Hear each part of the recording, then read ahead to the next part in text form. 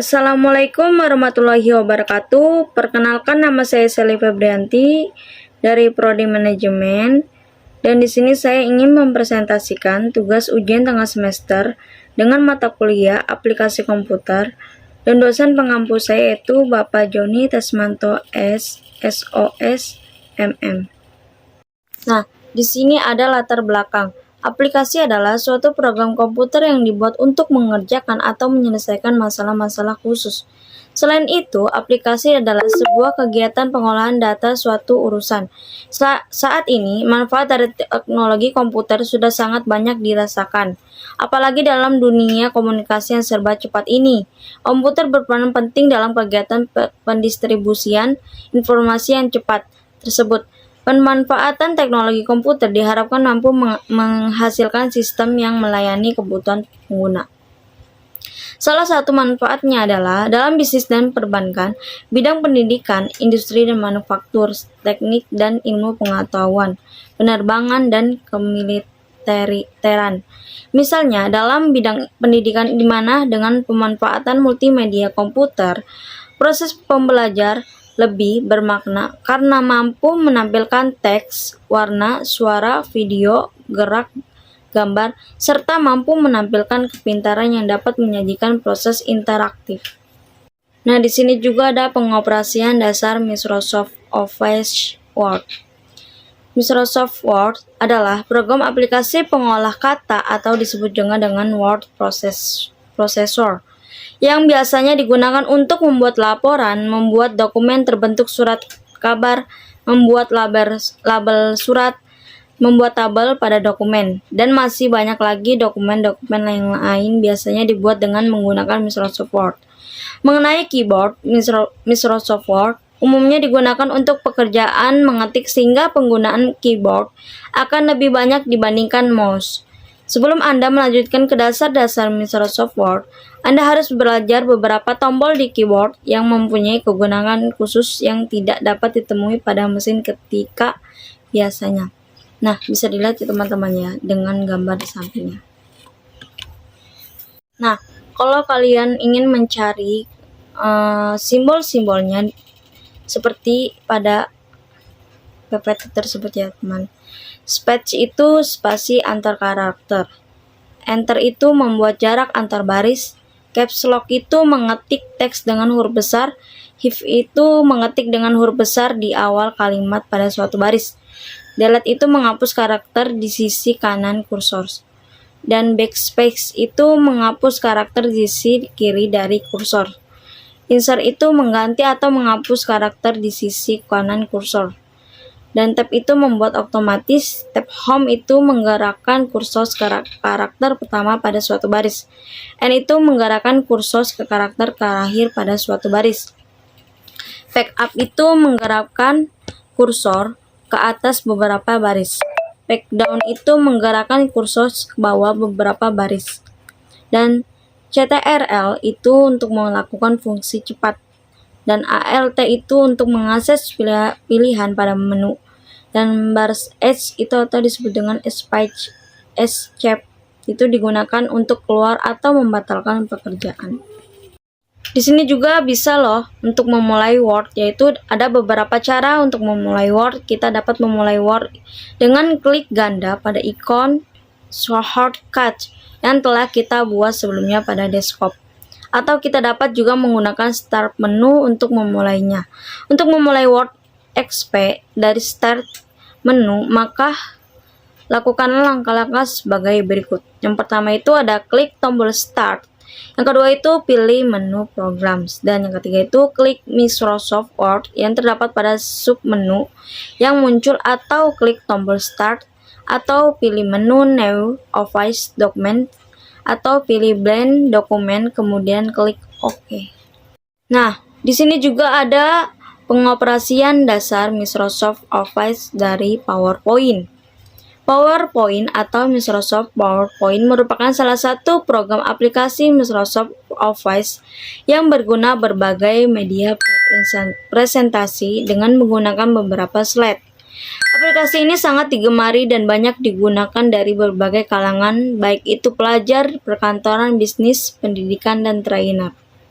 Fungsi dan kegiatan Microsoft PowerPoint, yaitu beberapa kegunaan atau fungsi dari PowerPoint adalah sebagai berikut.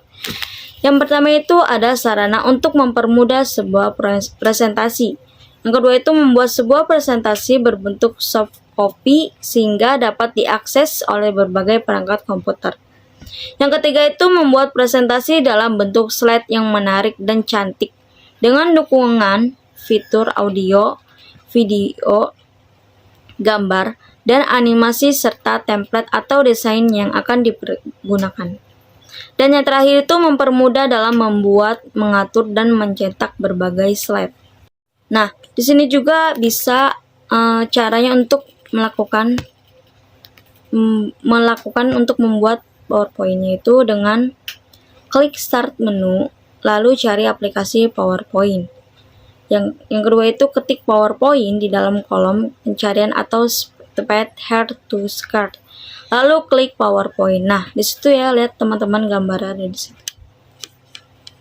Nah, di sini juga ada cara lembar kerja PowerPoint. Yaitu ada pertama yang ada menu File. Adalah sebuah tombol di mana di dalamnya terdapat perintah-perintah dasar seperti New, Open, Save, Print, dan lain sebagainya.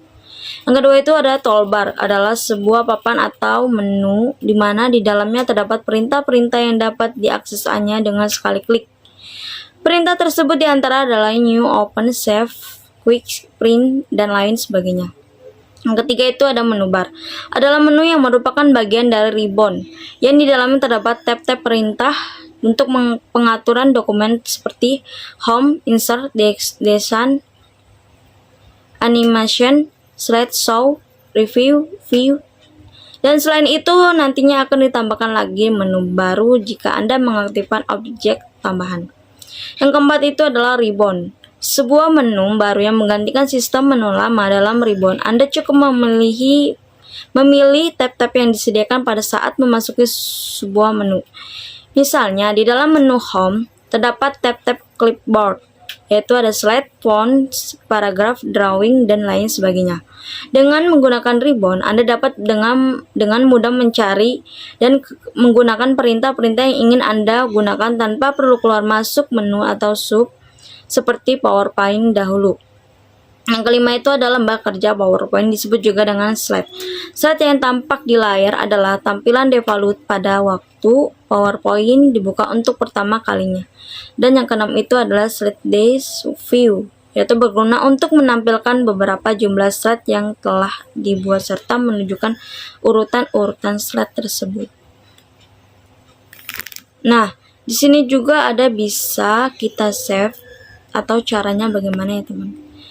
Save itu ada 3, yaitu ada save, save as, dan open data. Save itu dokumen yang kita buat harus disimpan agar suatu saat dapat dipanggil atau dibuka kembali. Langkah-langkahnya adalah sebagai berikut. File, save, selanjutnya akan muncul kotak dialog seperti di samping ini. Lihat ya teman-teman gambarnya. Nah, di sini juga ada mengelola grafik, tabel, save, diagram, klik art, dan gambar.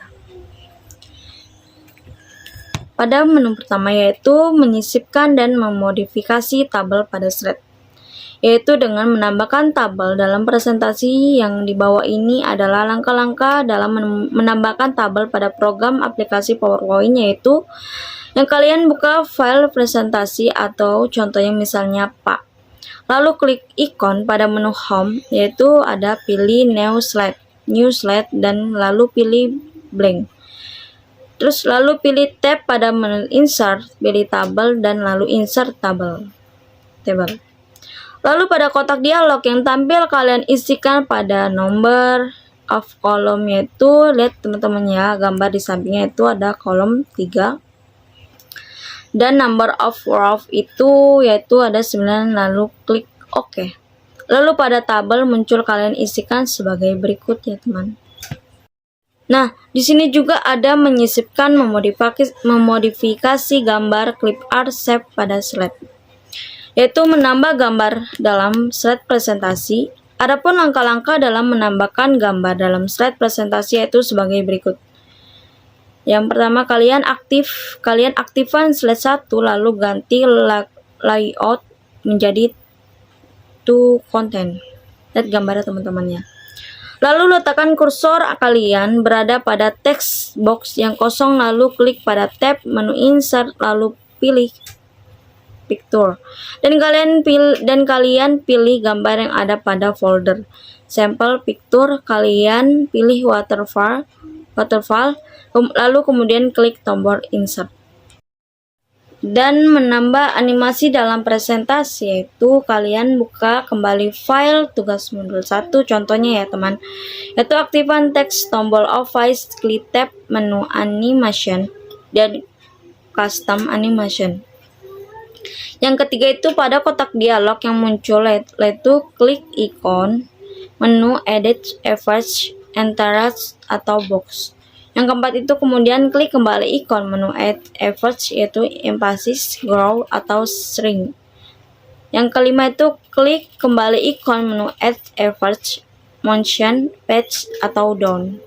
Yang keenam itu klik kembali ikon menu add efforts, exit atau fly out. Yang ketujuh itu kemudian tekan tombol F5.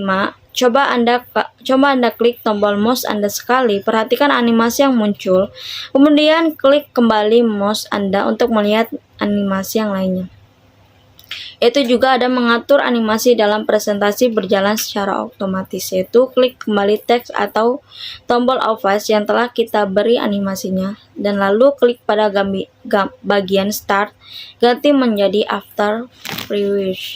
Nah, yaitu juga ada mengatur perpindahan slide berjalan secara otomatis, yaitu masih menggunakan file tugas modul. Yang kedua itu ada klik tab pada menu animation. Kemudian hilangkan centang pada pilihan on mouse klik dan centanglah pilihan auto after, dan kemudian tekan tombol F5 untuk menjalankan presentasi Anda. Lihat perubahannya sekarang, perpindahan slide telah berjalan secara otomatis. Yaitu juga ada mengatur efek perpindahan slide, yaitu masih menggunakan file tugas modul 1. Dan yang kedua itu ada klik tab menu animation, kemudian klik ikon menu more transition effects. Yang ketiga itu kemudian pada kotak dialog yang muncul, pilih new place, kemudian klik tombol apply to all. Kemudian tekan tombol CTRL ditambah S dan jalankan presentasi Anda dengan menekan tombol F5. Perhatikan perbedaan efek perpindahan slide-nya dengan sebelumnya.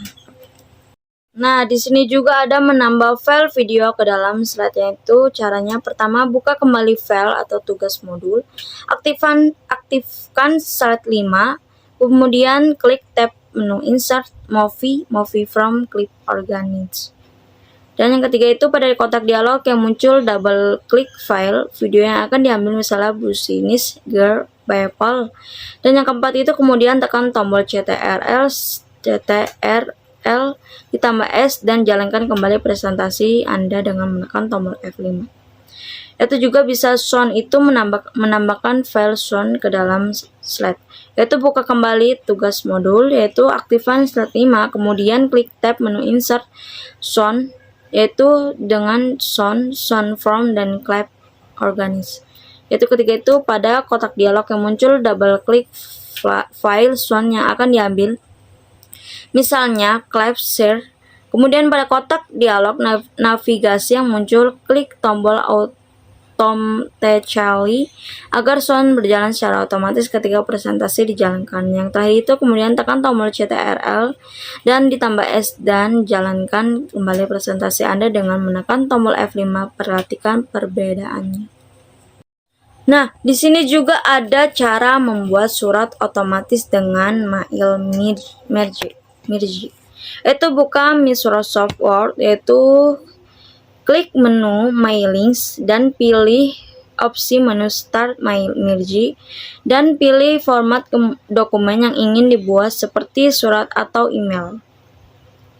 Atau selanjutnya buka dokumen utama sesuai dengan format dokumen yang dipilih sebelumnya. Dan selanjutnya itu jika dokumen utama telah selesai dibuat, klik menu My Links dan klik opsi menu Select Recipients untuk memilih penerima dokumen utama. Dan selanjutnya jika pengguna telah menyiapkan file sumber data penerima dokumen utama, maka pengguna cukup mengklik opsi Use and Existing List, lalu pilih file sumber data dan lalu klik Open. Di sini juga masih dengan cara membuatnya ya teman-teman, yaitu dengan melanjutkan penggunaan akan melihat dialog box Open Workbook, yaitu pilih file sumber data yang digunakan dan klik OK. Setelah dokumen utama terhubung dengan file sumber data, atur tata letak dokumen utama dan file sumber data agar sesuai dengan cara pada dokumen utama. Dan arahkan kursor di tempat yang sesuai untuk diisi data, kemudian klik pada opsi menu Insert Merge File dan pilih opsi yang sesuai dengan file sumber data yang diinginkan. Jika sudah selesai, periksa hasil dokumen untuk utama yang telah dibuat dengan cara mengklik pada opsi Preview Result. Jika hasil dokumen utama telah sesuai, pengguna bisa langsung menyimpan file dengan mengklik menu My Links, lalu pilih opsi Finish dan Merge. Setelahnya, pengguna akan melihat 3 opsi menu yang dapat dipilih sesuai dengan kebutuhannya, yaitu Edit Individual Documents untuk menyimpan file sesuai dengan file sumber data dalam bentuk dokumen Microsoft Word baru, yaitu dengan adanya juga Print Documents, yaitu mencetak dokumen sesuai dengan tampilan Microsoft Word tanpa menyimpan dokumen tersebut terlebih dahulu. Yaitu juga ada Send Email Message, yaitu untuk mengirimkan file dengan format email. Itu pengguna harus memilih salah satu opsi dari ketiga menu di atas sesuai dengan kebutuhan dan mail merge selesai dilakukan.